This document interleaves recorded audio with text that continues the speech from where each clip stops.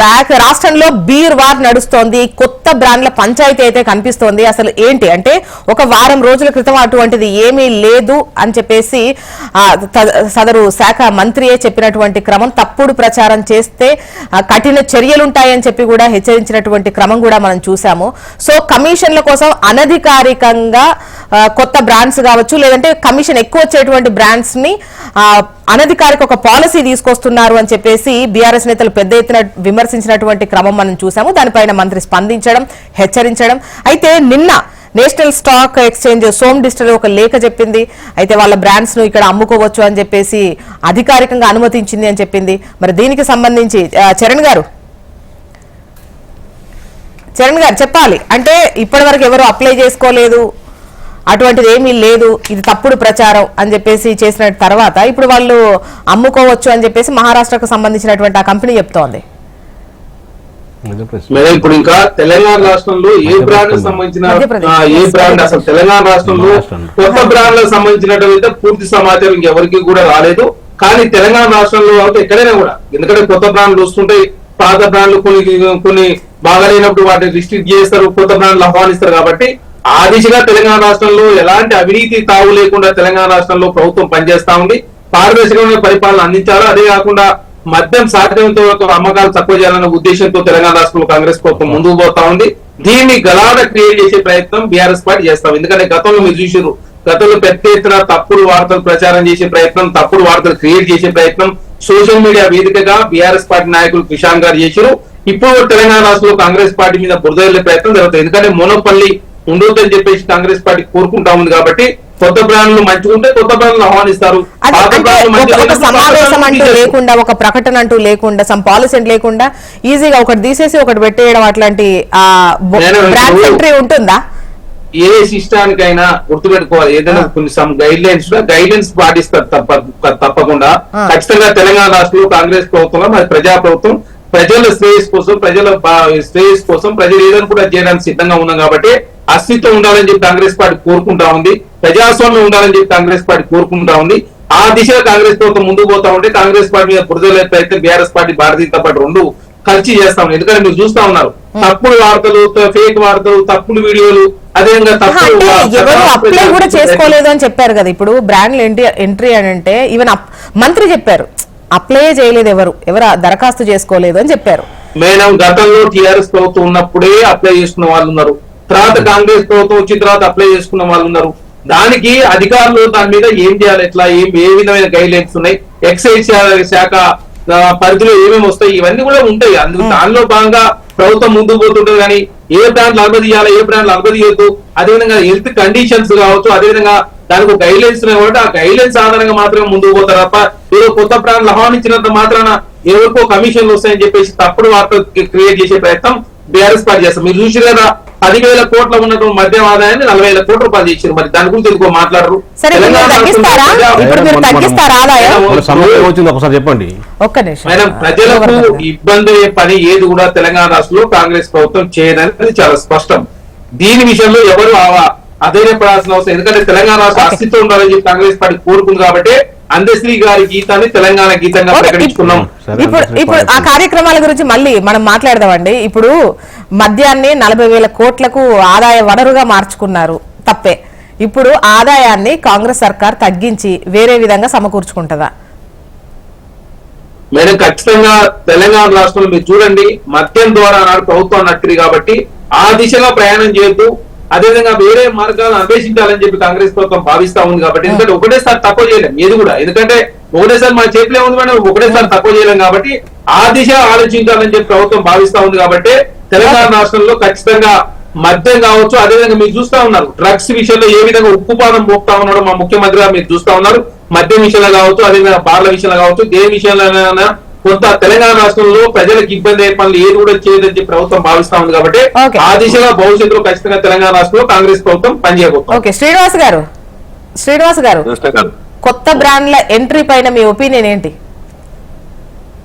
ఇది గత 10 సంవత్సరాలుగా అధికారం లేనటువంటి కాంగ్రెస్ పార్టీ ఆ నాయకులకు ఆదాయ వనరుగా తయారు చేసుకోవడానికి ఒక మార్గం ఏపీ వాళ్ళకి ఆదర్శం. ఆంధ్రప్రదేశ్ మొత్తంలో కూడా ఇదే పరిస్థితి. ఎన్నడూ కూడా వినని బ్రాండ్ అక్కడ సేల్కుంటది. నేను చాలా స్టడీ చేస్తా, ఎంక్వైరీ చేస్తా, ఊకే ఆరోపణలు వస్తా ఉంటే అటు పోయినప్పుడు, తిరుపతి పోయినప్పుడు కొన్ని చోట్ల ఎంక్వైరీ చేస్తా, ఏ బ్రాండ్ కూడా వినేది ఉండదు. అటువంటి బ్రాండ్లు మాత్రం అక్కడ అమ్ముడు పోతే వాళ్ళని అడిగితే వట్టి మామూలు నీళ్ళలాగా ఉంటాయట, విసికైనా బీరైనా. సో ఆ రకంగా తక్కువ రేటు ఎక్కువ కమిషన్ తీసుకొని ఈ ప్రభుత్వం ద్వారా అమ్మకానికి పెడితే బ్రీవరీ ద్వారా వాళ్ళకి కమిషన్ వస్తుంది, కొనేటోళ్ళు కొంటారు, రాష్ట్రానికి కూడా లాభం వస్తున్న ఉద్దేశంతో ఒక సోర్స్ ఆఫ్ ఇన్కమ్ తయారు చేసుకోవచ్చు. వీళ్ళు నిజంగా గుర్తుంటుంది మీకు, హెచ్ఎండి కూడా చాలా టెలికాస్ట్ చేసింది. అమరవీరుల స్తూపం వద్ద రేవంత్ రెడ్డి గారు పెద్ద ప్రోగ్రామ్ చేశారు. దేని మీద? మద్యం విధానాల మీద. దాని తర్వాత ఈ యొక్క పల్లెల్లో ఆమె బెల్ట్ షాప్ల మీద, రేట్స్ పెంచడం మీద వ్యతిరేకంగా ప్రోగ్రామ్ చేస్తారు అధికారం లేనప్పుడు, అపోజిషన్ ఉన్నప్పుడు. మీరు వచ్చి 6 నెలలు అవుతున్నది కదా, దాన్ని ఎప్పుడన్నా కానీ ఆ పేద ప్రజల మీద వేసేటువంటి ఒక భారం తగ్గించే ప్రయత్నం చేస్తారా? మీరే ఇప్పుడు చెప్పారా 10,000 నుంచి 46,000 కోట్లకు పోయింది. దాన్ని తగ్గించే ప్రయత్నం చేస్తారా? బెల్ట్ షాపులు బంద్ చేసే ప్రయత్నం చేస్తారా? లేదా ఈ యొక్క అమ్మకాల మీద కట్టడి చేయడానికి ప్రయత్నం చేస్తారా? ఇంకా ఇన్కమ్ పెరగాలని చూస్తుంది తప్ప అనవసరంగా పెంచిన ఆదాయాన్ని రేట్లను తగ్గించే ప్రయత్నం చేసి ప్రజల మీద భారం తగ్గించే ప్రయత్నం చేయట్లేదు. ఇది ఇప్పుడు ఇన్కమ్ కావాలి, వాళ్ళకి పర్సనల్ ఇన్కమ్ కావాలి. ఇప్పుడు బీజేపీ కూడా రేట్ చేసింది, దాని మీద చర్చ మొదలైంది. బహుశా ఇంకా మీతో కూడా మాట్లాడి ఉంటారు. ఆ చర్చ ద్వారా ఏమవుతుంది? ట్రాన్స్పరెన్సీ రావాలి. నిజంగా కూడా బ్రాండెడ్ ఐటమ్లు మార్కెట్ లో తీసుకురావాలి అనుకుంటే ప్రభుత్వం చాలా ట్రాన్స్పరెంట్ పద్ధతితోనే ఒక నోటిఫికేషన్ ఇవ్వండి పేపర్ ద్వారా. లెటర్ ఆఫ్ ఇంట్రెస్ట్ అన్ని కూడా కాల్ఫర్ చేయండి. మీరు మేము సప్లై చేస్తాం ప్రభుత్వానికి అని చెప్పేసి దాన్ని టెస్ట్ చేయండి, ల్యాబ్లకు పంపండి, ఏం క్వాలిటీ ఎట్లా ఉంటాయి, ప్రమాణాలు ఏమున్నాయని. దాని మీదనే అది కూడా దాని రిపోర్ట్ ముందర పెట్టే ప్రజల ముందర, దాని తర్వాత డిసైడ్ చేయండి. వదలట్లేదు. కానీ అవన్నీ కాకుండా ఎవరైతే అప్రోచ్ అవుతారో, మీకు కమిషన్లకు ఆఫర్ ఇస్తారో, గతంలో కేసీఆర్ గారి సర్కార్లో ఒక క్రేట్ మీద ఇంత కమిషన్, ఒక బాటిల్ మీద ఇంత కమిషన్ ఉన్నది విషయం నేను చెప్పడం కాస్తుమా, వైన్ మర్చెంట్ అసోసియేషన్ వాళ్ళ నాయకులు మాకు చెప్పిన విషయం. ఇప్పటికీ ఎంక్వైరీ చేస్తే వాస్తవాలు తెలుస్తాయి. రేవంత్ రెడ్డి గారిని ఎంక్వైరీ చేయమని చెప్పండి. ఎన్ని కోట్ల ఇన్కమ్ సంపాదించారో, డబ్బులు సంపాదించారో వీళ్ళు కేసీఆర్ సర్కార్ ఇండివిజువల్ గా కోట్ల రూపాయలు సంపాదించి వీళ్ళకి తెలియపాపం వాళ్ళకందరు. ఓకే. అండ్ గోవర్ధన్ రెడ్డి గారు, గతంలో ఇట్లా బ్రాండ్స్ అవి ఇవి ఎంట్రీ వల్ల కమిషన్స్ ఏ విధంగా వస్తాయి, ఎట్లా ఉంటాయి, పర్సనల్ గా ఏ విధంగా వస్తుంది, ప్రభుత్వానికి ఏ విధంగా వెళ్తుంది, ఈ లెక్కలు మీకు బాగా తెలుసు కాబట్టి ఇటువంటి ఆరోపణలు చేస్తున్నారు. అటువంటిది ఏం లేకపోయినా కూడా క్రియేట్ చేస్తున్నారు అనేది మేము భారతదేశంలో లేని ఎప్పుడు ఏ బ్రాండ్ కూడా అనుమతి ఇవ్వలేదు.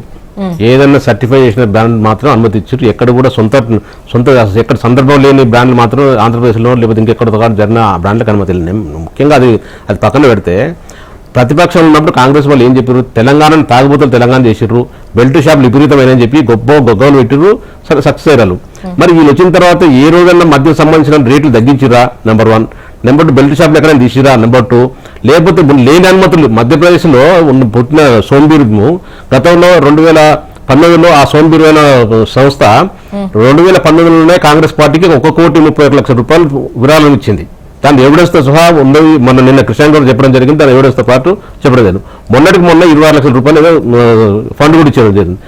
ఓన్లీ దృష్టిలో పెట్టేసుకుని మధ్యప్రదేశ్లో 2019లో మధ్యప్రదేశ్ ముఖ్యమంత్రి దిగ్విజయం ఉన్నప్పుడు దాదాపు 24 మంది చనిపోవడం జరిగింది ఈ సోంబీర్ దాని తర్వాత. డ్రై ఏరియా ప్రాంతమైన గుజరాత్ లో కూడా దాదాపు 76 మంది చనిపోవడం జరిగింది. ఈ సోంబీర్ అనే దానికి చాలా మంది భారతదేశంలో చాలా మంది బలైన సందర్భం ఉంది, ప్రజల ఆరోగ్యం దెబ్బతిన్న సందర్భం ఉంది, ఎటైనా చనిపోయిన సందర్భం కూడా ఉంది. అట్లాంటి బీరుని తెలంగాణలో ఎట్లా అనుమతిస్తారు? ప్రజాపాలన అని చెప్పేసి గొప్పలు చెప్తారు కదా, ప్రజల ఆరోగ్యం చేయడమే ప్రజాపాలన. ఇట్లాంటి బిల్లు ఎందుకు అనుమతి ఇవ్వాలి?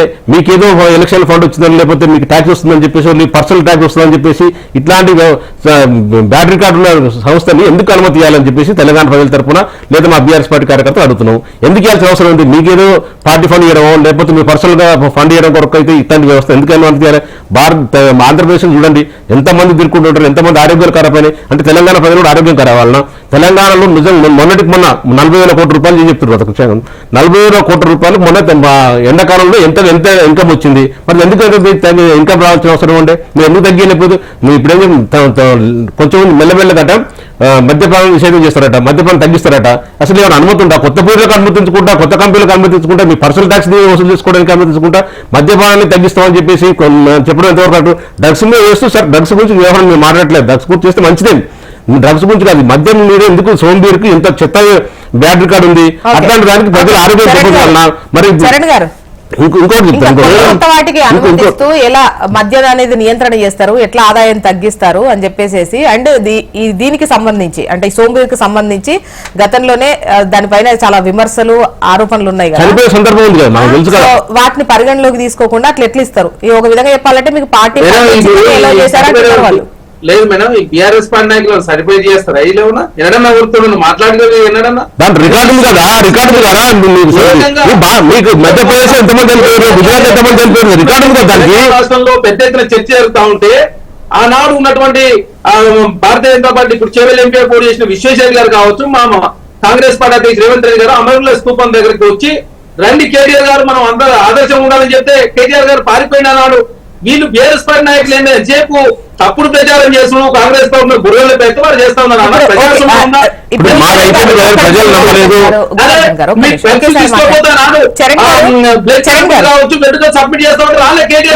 సోమ్ డిస్టరీస్ అయితే ఒక లేఖ రిలీజ్ చేసింది కదా, అంటే అధికారికంగానే తెలంగాణలో అమ్ముకునేటువంటి అనుమతి అధికారికంగా అక్కడ గవర్నమెంట్ ఇచ్చింది, ఇకపై మేము అక్కడ విస్తరిస్తాం, మాది అంటే పెంచుకుంటాము అని చెప్పేసి మా అమ్మకాలు పెరగడానికి ఇది ఒక మాకు మంచి అవకాశము అని చెప్పేసి వాళ్ళు ఒక లేఖ అంటే గౌరవప్రదమైన వాళ్ళ దృష్టిలో గౌరవప్రదమైన లేఖ అధికారికంగా మీరు ఎలా చేసినట్టు వాళ్ళు క్లియర్ గా చెప్పారు. ఇక్కడ ప్రతిపక్షాలు ఇది కాదు. కాకపోతే వారం రోజుల క్రితం మంత్రి చెప్పారు అసలు ఎవరు అప్లై చేసుకోలేదు ఇటువంటివి అన్ని తప్పుడు ఆరోపణలని, వాళ్ళేమో లేఖ రిలీజ్ చేశారు.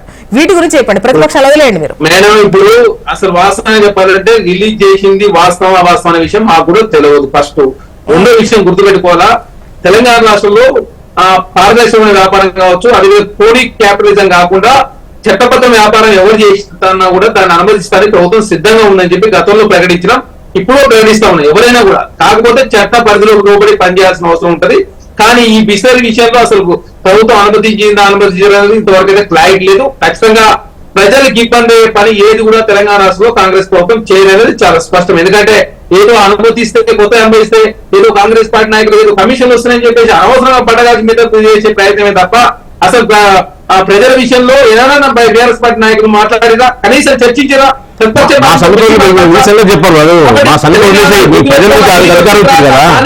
అందరూ చూసిరేదండి. మీరు తెలంగాణ రాష్ట్రంలో మీరు ఎలక్షన్ ఉన్నాయని ముదిగాల ఆదాయం కోసం మీరు ముదిగాల టెండర్ ఏకం వైన్ షాప్లకు ముదిగాల ముందస్తుగానే టెండర్లు ఇచ్చి వైన్ షాప్ నుంచి పైసలు తీసుకొని తెలంగాణ రాష్ట్రం ప్రజాస్వామ్యం లేకుండా చేసి మీరు బీఆర్ఎస్ పార్టీ నాయకులు తెలంగాణ రాష్ట్రంలో ఇప్పుడు నీతులు మాట్లాడితే ఎవరు కూడా బీఆర్ఎస్ పార్టీని ఎవరు పరిగణలో తీసుకోరు. తెలంగాణ రాష్ట్రం అది ప్రజాప్రభుత్వం, ప్రజలు ఏదనుకుంటే చేయడానికి మేము సిద్ధంగా ఉన్నాం. ప్రజలకు ఆరోగ్యానికి నష్టమే పని తెలంగాణ రాష్ట్రంలో కాంగ్రెస్ ప్రభుత్వం చేయడమే చాలా స్పష్టం. ఖచ్చితంగా రాష్ట్రంలో దొరుకుతుందా దొరకదా? ఏం మేడం ఇప్పుడు ఏదైతే వాళ్ళు లేఖ రాశారో ఆ బ్రాండ్ మార్కెట్ లో దొరుకుతుందా దొరకదు తెలంగాణలో? ఇప్పుడు మేడం ఇప్పుడు గుర్తుపెట్టుకోవాలా, ఎవరు ఇప్పుడు చట్టబద్ధ వ్యాపారం చేయడానికి ఎవరైనా అనుమతి తీసుకుని ఉంటే ఓకే, కానీ అది ఏమైందో విషయం అయితే మాకు తెలియదు కాబట్టి దాని గురించి ఇప్పుడు మేము ఎక్కువగా మాట్లాడలేం. ఖచ్చితంగా ప్రజల ఆరోగ్యానికి నష్టమే ఏ పని కూడా తెలంగాణ రాష్ట్రంలో కాంగ్రెస్ ప్రభుత్వం చేయలేదు చాలా స్పష్టం. ఇప్పుడు మీరు గతంలో ఒక విధంగా చెప్పాలంటే కాంగ్రెస్ పెద్ద ఎత్తుకున్నటువంటి అంశాలు ఒకటి భూములు అమ్మేస్తున్నారని, రెండు ఈ మద్యం ఏరులై పారుతోంది, తాగుబోతుల తెలంగాణగా మారింది అని చెప్పేసి, అవినీతి అని, కాళేశ్వరం రకరకాలుగా, అందులో మద్యానికి కూడా పెద్ద ప్లేసే.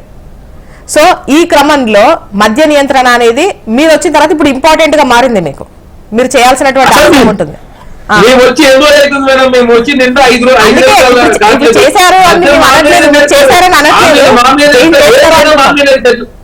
మేడం ఇప్పుడు తెలంగాణ రాష్ట్రంలో ఆర్థిక సంక్షోభం నుంచి గట్టెక్కించాలని ప్రభుత్వం భావిస్తా ఉంది. ఆ దిశగా మాకు వచ్చే కానీ ఎలక్షన్ జరుగుతా ఉంది. ఒక ఎలక్షన్లు ఒక ఎలక్షన్ కోడ్, దాంతో తెలంగాణ రాష్ట్రంలో కాంగ్రెస్ ప్రభుత్వం అనుకున్నటువంటి లక్ష్యాల దిశగా పయనించాలని చెప్పి కాంగ్రెస్ పార్టీ భావిస్తా ఉంది. మాకు రుణమాఫీ చేయబోతా ఉన్నాం. జూన్ మాసంలో ఖచ్చితంగా రుణమాఫీ చేయబోతా ఉన్నాం. అదే కాకుండా తెలంగాణ రాష్ట్ర కాంగ్రెస్ పార్టీ ఇచ్చిన ప్రతి హామీ నెరవేర్చి దానిలో భాగంగా కాంగ్రెస్ ప్రభుత్వం ముందుకు పోతా ఉంది. కాకపోతే ఇంత తక్కువ టైంలో పోయిసారి కేసీఆర్ గారు కనీసము క్యాబినెట్ విస్తరణ చేసుకోలేదు. అనవసరంగా కాంగ్రెస్ పార్టీ, బీఆర్ఎస్ పార్టీ నాయకులు, భారతీయ జనతా పార్టీ నాయకులు తప్పుడు వార్తలు ప్రచారం చేస్తూ తెలంగాణ రాష్ట్రంలో కాంగ్రెస్ ప్రభుత్వం ఉండొద్దని చెప్పేసి వారు కోరుకుంటా ఉన్నారు. కానీ తెలంగాణ రాష్ట్రంలో కాంగ్రెస్ పార్టీగా ఇచ్చిన ప్రతి మాట కట్టుబడి ఉంది. ఖచ్చితంగా పాలన అందించాలని కాంగ్రెస్ ప్రభుత్వం కోరుకుంటా ఉంది. ఆ దిశగా కాంగ్రెస్ ప్రభుత్వం ముందుకు పోతుంది. ఎందుకంటే మనకు కొన్ని ప్రయారిటీలు, ప్రజాస్వామ్యం ఉండాలా, అస్తిత్వం ఉండాలని కాంగ్రెస్ పార్టీ కోరుకుంటా ఉంది. కాబట్టి అస్తిత్వం, ప్రజాస్వామ్యం రెండు పునరుద్ధరించినా ఖచ్చితంగా భవిష్యత్తులో నిధులు నియామకాల విషయంలో కూడా కాంగ్రెస్ ప్రభుత్వం శ్రీనివాస్ గారు తీసుకొని ఫైనల్ కంక్లూజన్. శ్రీనివాస్ గారు చెప్పండి. 6 మాసాలు ఏంటంటే విధానాల మీద చర్చ చేయడానికి 6 మాసాలు కావాలన్నా? ఒక టేబుల్ మీద కూర్చొని అధికారులతో మాట్లాడి రివ్యూ చేయడానికి 1-2 గంటల్లో ఒక విధానాలు తయారు చేయొచ్చు కదా. మీరు అంత గానం కొట్లాడినటువంటి ఒక మద్యం విధానం మీద రోడ్డు మీదకి వచ్చి ప్రమాణాలు చేసి అనేక విషయాలు చెప్పినటువంటి ఒక ప్రభుత్వం వచ్చిన తర్వాత ఫస్ట్ గన్ పెట్టాల్సిన ఇటువంటి విషయాల మీద కదా. మీకు దేనికి టైం ఉన్నాయి మరి? ఎలక్షన్ గురించి అడ్డం పెట్టుకొని అన్ని తప్పించుకుంటా ఉంటే దేని గురించి మీరు ఆలోచించితే 6 మాసాల పాటు అధికారాన్ని ఎంజాయ్ చేయడానికి వస్తుంది. కానీ ప్రజల కోసం ప్రజల ఇంట్రెస్ట్ లో నిర్ణయాలు తీసుకోవడానికి టైం దొరకదు మీకు. ఇదంతా తప్పించుకుని మాటలు. అన్ని పార్టీలకు కూడా ఎన్నికలు అనేది తీసేయాల్సిన పీరియడ్ ఏమో కదండి శ్రీనివాస్ గారు. ఈ నిర్ణయాల మీద ఎవరు అడ్డం రాదు, ఎలక్షన్ కమిషన్ కు అడ్డం రాదు. వాళ్ళకి చిత్తశుద్ధి ఉండాలి. ప్రభుత్వానికి ముఖ్యమైన అంశాల మీద దేని గురించి దేని మీద అయితే వేటి మీద అయితే కొట్లాడినో వాటి మీద నిర్ణయాలు ఆలోచించడానికి అవకాశం దొరికింది. 6 మాసాలు టైం పట్టదు దాని మీద. 6 మాసాలు ఈ మద్యం మీద కోట్ల రూపాయలు సర్కార్కి వచ్చింది కదా. ఆ ప్రజల ధనమే డబ్బే కదా అంతా కూడా. మీరు పెంచి ప్రజల మీద భారం మోపిరు అని చెప్పిన వాళ్ళు తగ్గించే అవకాశం దొరుకుతుండే కదా. ప్రజలకు కూడా లాభం జరుగుతుండే కదా. బెల్ట్ షాప్ లో ఆపనికి అవకాశం దొరుకుతుండే కదా. ఈ రకంగా కాంగ్రెస్ పార్టీ అధికారాన్ని ఎట్లా వాడుకోవాలి తమ కోసం, ప్రజల కోసం కాదు. పేరుకే ప్రజా దర్బార్, ప్రజా సర్కార్, ప్రజల సర్కార్. కానీ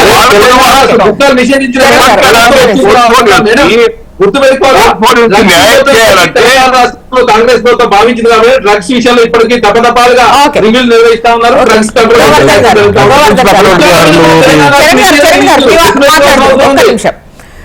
గోవర్ధన్ చరణ్ గారు చెప్తున్నదంటే బీఆర్ఎస్ పార్టీ నీతులు చెప్తుంది ఇప్పుడు అంటారు కదా. నీతులు చెప్పింది కాంగ్రెస్ పార్టీ. ప్రతిపక్షాలు ఉన్నప్పుడు ఎన్ని నీతులు చెప్పిందంటే తెలంగాణను తాగుబోతు తెలంగాణ చేసింది, మేము అధికారులకు వస్తే బెల్ట్ షాప్లు ఎక్కిస్తాం, మద్యపానం క్రమంగా తగ్గిస్తామని చెప్పి అమ్మకాలను తగ్గిస్తాం, ప్రజల ఆరోగ్యం ఇంపార్టెంట్ చెప్పి నీతులు చెప్పింది అప్పుడున్న కాంగ్రెస్ పార్టీ. ఇప్పుడు వచ్చిన తర్వాత ఈ 6 నెలల్లో 5 నెలలు 6 నెలలు అవుతుంది అనుకోండి, బెల్ట్ షాప్ల మీద ఎక్కడ పోయింది, మద్యం అమ్మకాలు పెరిగినాయా తగ్గినాయా ఒకసారి చూసుకోవాల్సిన పరిస్థితి ఉంది. సోంబీర్ అనేది వ్యవస్థ, సోంబీర్ అనే దానికి కొంచెం ప్రజల ఆరోగ్యం దెబ్బతున్నది. ఆల్రెడీ దాని బ్యాడ్ రికార్డు ఉందని చెప్తున్నాం. దాన్ని కూడా మీరు ఏదో రాజకీయ కుట్రాలు లేకపోతే రాజకీయ ఆరోపణ అనుకుంటే ఎట్లా అండి? ప్రజల ఆరోగ్యం కాపాడండి సార్. మీరు అమ్ముకోండి, మీరు కాదట్లేదు, మీరు అమ్మండి. కానీ మంచి బీర్లు అమ్మండి, ప్రజల ఆరోగ్యం దెబ్బతిన్న కూడా బీర్లు అమ్మండి. అది పక్కన పెట్టేసి మీరు ఏదో చెప్తే ఏమైపోయండి. ఇంకొకటి ఏం చెప్తున్నారంటే, మీరు ఏం చెప్పారు, ఆ మధ్య అమ్మకాలతోనే అంటారు. మొన్న ఆంధ్రప్రదేశ్లో వచ్చిన కథలు ఏముందంటే, ఈ వెల్ఫేర్ స్కీమ్ నడవాలంటే ఖచ్చితంగా మద్యం మీద వచ్చే ఆదాయం లేదు తెలంగాణ రాష్ట్రంలో ఉన్న భూములు అమ్మితే తప్ప ఈ స్కీమ్ నడవని చెప్పేసి అధికార పత్రిక ఆంధ్రప్రదేశ్లో రావడం జరిగింది. మీరు అమ్మకాలు ఎట్లా తగ్గిస్తారు చెప్పండి, భూములు ఎట్లా అమ్మకుంటూ ఉంటామండి. ఇవన్నీ కావాలంటే ఖచ్చితంగా భూములు ఆల్రెడీ నిన్న కూడా ఆంధ్రప్రదేశ్లో వచ్చింది. ఖచ్చితంగా RRR నుంచి ఓఆర్ఆర్ మధ్యలో ఉన్న భూములు మొత్తం సర్టిఫై చేసి వెరిఫై చేసి పెడుతున్నారు. వాళ్ళు అమ్ముకొని తినాలని చెప్పేసి కాంగ్రెస్ ప్రభుత్వం అధికారులకు వచ్చిందంటే ఉంటాయి. చేయాల్సినటువంటి సంక్షేమానికి కేటాయించినటువంటి నిధులకు సంబంధించి ఖర్చు పెట్టేది అయితే భూములా లేదంటే మద్యమా, ఈ రెండు అనేవి ఇప్పుడు ఇంపార్టెంట్ గా ఉన్నాయి. ఇప్పటికిప్పుడు తగ్గించుకుంటే గనక అటు సంక్షేమం చేసేటువంటి అవకాశం కూడా, అంటే నిధుల సమీకరణ చాలా కష్టమైపోతుంది. కాబట్టి అటు ప్రభుత్వ భూముల వేలం ఒకటి, అదే విధంగా ఈ మద్యానికి సంబంధించి ఈ రెండింటి మీద మీరు డిపెండ్ అయ్యారు. తగ్గిస్తారు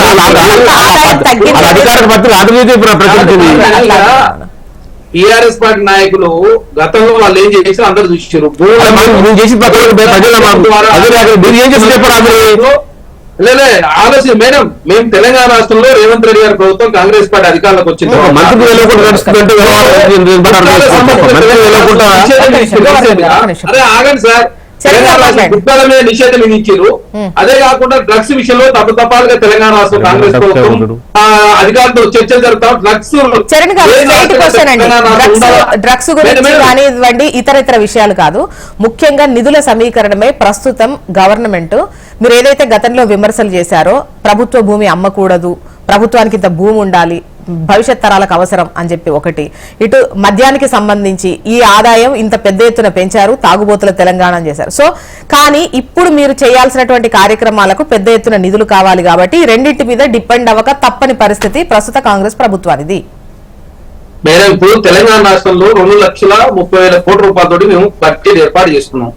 మేము ఇచ్చినటువంటి హామీలు కావచ్చు, మీకు చెప్పినటువంటి నెరవేర్చుకోవడానికి మాకు మేము చెప్పిన 40 నుంచి 50,000 కోట్ల రూపాయలు ఉంటే మాకు సరిపోతుంది. ఇంకొక 50,000 కోట్ల రూపాయలు ఈ రాష్ట్ర మొత్తము జీతాలు కావచ్చు, పెన్షన్ కావచ్చు, అప్లై ఇవన్నీ కూడా తెలంగాణ రాష్ట్రం ప్రతి సంవత్సరం 10 to 15% పెరుగుతా ఉంది. మేము 5 నెలలు అవుతాం, 5 నెలల కన్నా బ్రీతింగ్ కూడా టైం తెలియకుండా ఒట్టినే కాంగ్రెస్ ప్రభుత్వం విమర్శ చేసేట్లయితే